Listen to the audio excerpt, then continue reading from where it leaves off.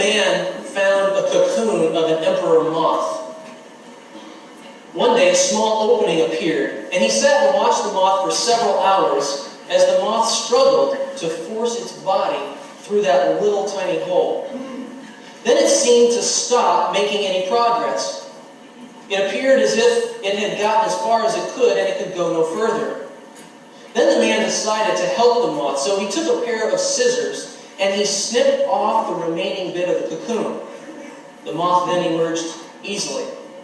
It had a swollen body and small, shriveled little wings. The man continued to watch the moth because he expected that at any moment the wings would enlarge and expand to be able to support the body, which would contract in time. Neither happened. In fact, the little moth spent the rest of its life crawling around with a swollen body and shriveled little wings. It never was able to fly.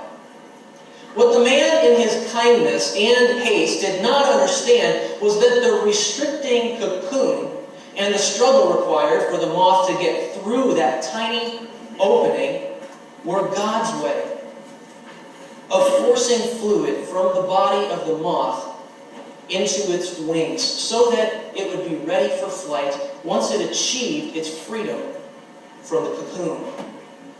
It was God's design. It was God's process. Life is a process. A process takes time. If you're anything like me, then you hate to wait.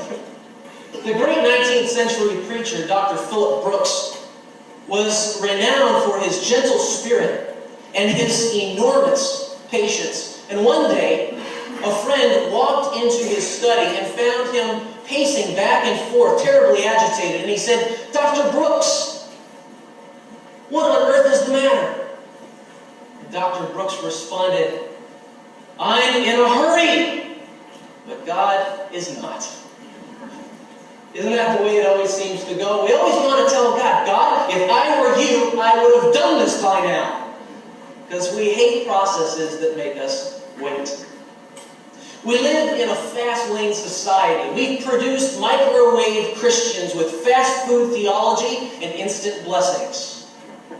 And we forget that at least as important as the things that we wait for is the work God wants to do in us while we wait.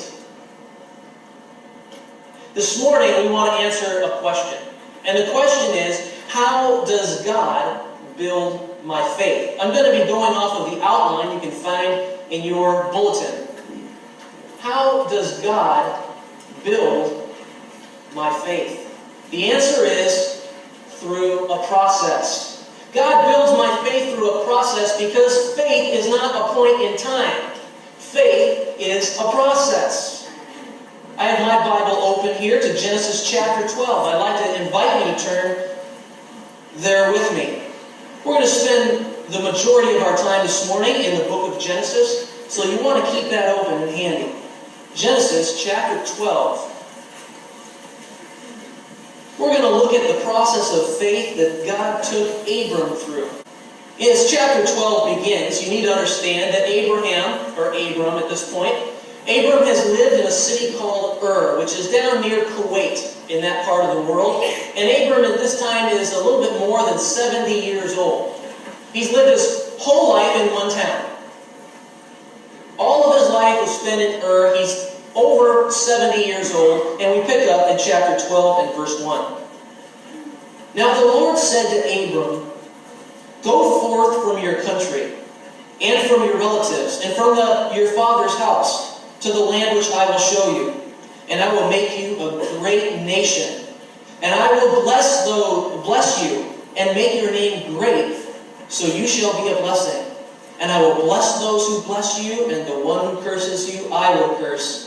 And in you, all the families of the earth will be blessed." God has just given Abraham a dream of something he wanted to do through Abram. He gave Abram a vision of what God was going to do.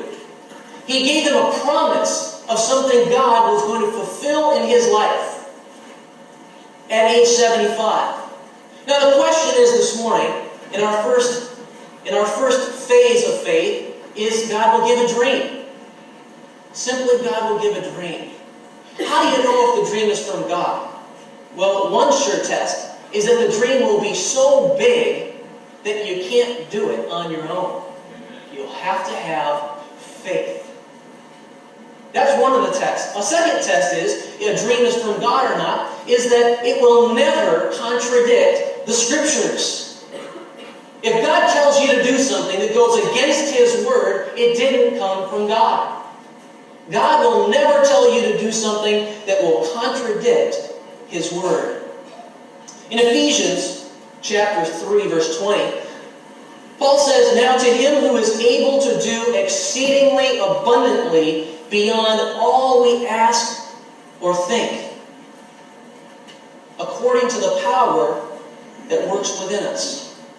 God wants to do something in you. He wants to give you a dream of something that is so great, it is beyond all of your dreams or expectations. You couldn't dream something that big. He wants to do something that is exceedingly abundantly beyond everything you could ever imagine or think or dream. And how does He want to do it? He wants to do it according to the power that works within us. Question: what is that power that works within us?